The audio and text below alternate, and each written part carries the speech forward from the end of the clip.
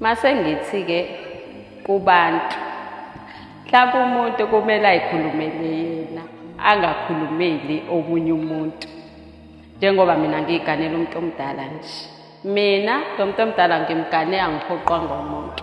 Ngiyamthanda, uyangithanda.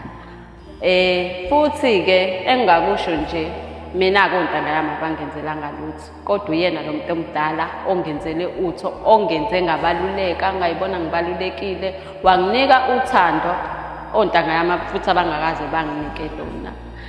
So nje uma into uyikhuluma kumele uyikhulumele wena ukuthi ayi mina ngeke ngikwazi ukumgana umuntu omdala.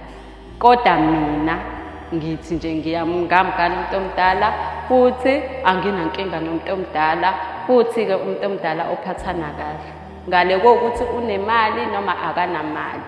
Kodwa nje umuntu omdala unothando futhi uyazazi ukuthi ufunani empilweni. Ngiyamuthanda, uyangithanda, nganelisekile njengomnyeni wami ngakho konke.